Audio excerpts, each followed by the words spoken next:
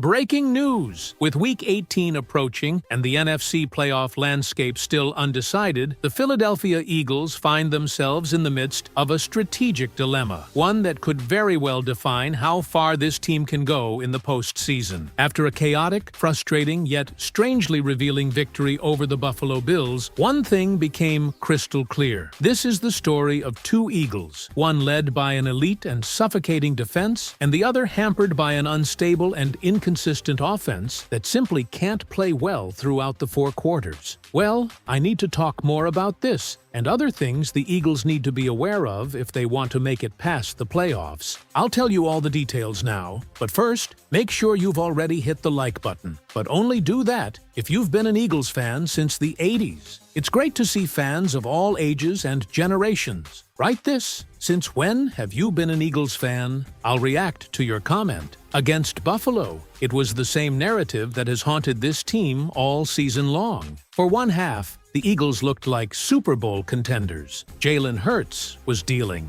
The offense was dynamic, balanced, and aggressive. The defense was relentless. But then halftime hit, and everything changed. The offense hit a wall, not just a slowdown or a hiccup, but a complete and total standstill. And for those watching closely, what was said after the game may finally have confirmed the root cause. In his post-game press conference, Nick Sirianni admitted something that Eagles fans have long suspected. Offensive coordinator Kevin Patullo simply cannot manage this offense alone. While Patullo was given credit for the strong first half, Sirianni openly stated he failed to help get the right calls in the second half. The result? 17 total offensive yards in the final two quarters. 17. For a team with the talent this offense has, with Jalen Hurts, A.J. Brown, Saquon Barkley, that's almost unthinkable. The context makes it even more alarming. This was a game where Philadelphia's defense shut down Josh Allen and the NFL's top-ranked rushing leader James Cook for nearly 3 quarters. Buffalo punted, fumbled, went 3 and out multiple times, and even turned it over on downs, all while the Eagles' offense did virtually nothing with those opportunities. If the Eagles had simply been average offensively in the second half, they likely walk away with a blowout win. But instead, it took a blocked extra point, defensive dominance, and a fortunate misfire from Allen in the final moments just to squeak by.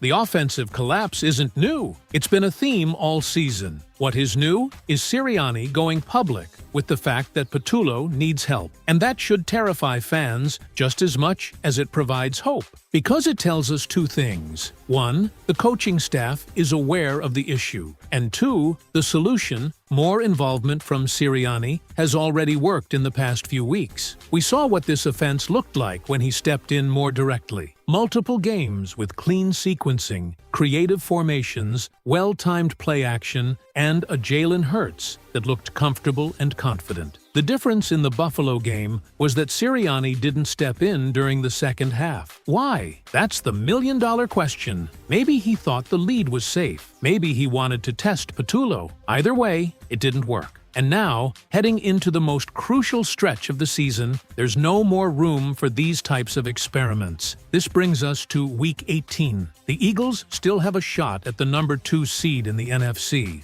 All they have to do is beat Washington and hope the Lions handle business against the Bears. The reward? A home game in the wild card round, another in the divisional round, and potentially the NFC Championship back at the Link. That's huge. Anyone who's watched this defense at home knows just how much of a factor they can be. They thrive on that crowd noise, that energy, that intimidation, and in January, weather can be a serious factor. The colder and uglier it gets, the better it is for a defense like this. The question is, should the starters play? Should Jalen Hurts, dealing with lingering soreness, take the field against the Commanders? Should A.J. Brown, who's taken more than his share of hits this year, risk it? Should Lane Johnson, who missed the Bills game, rush back for one final regular season push? Hurts made it clear post-game that he wants to play. Absolutely, he said, when asked if he's preparing to suit up in Week 18. And it's not hard to see why. This team wants that 2 seed. They need that 2 seed. The alternative is going on the road in the divisional round. possibly to Detroit, Dallas, or even San Francisco. The road is brutal. The margin for error is razor thin. One turnover, one miscue, and your season is over. Playing at home reduces those risks significantly. And while fans debate whether to rest or to push, the schedule gives the Eagles little choice. Both the Lions and the Eagles kick off at 4:25 p.m. There's no scoreboard watching here. No waiting for results. They'll have to go into that game full throttle and adjust on the fly. That likely means the starters will play at least a half, maybe more, depending on how things unfold. Of course, even that comes with risk, but it's one the team almost has to take, because without the 2 seed, the road to Vegas gets a whole lot bumpier. Now, let's talk more about that defense, because they deserve it. If the offense is the cause for concern, the defense is the anchor that's held this team together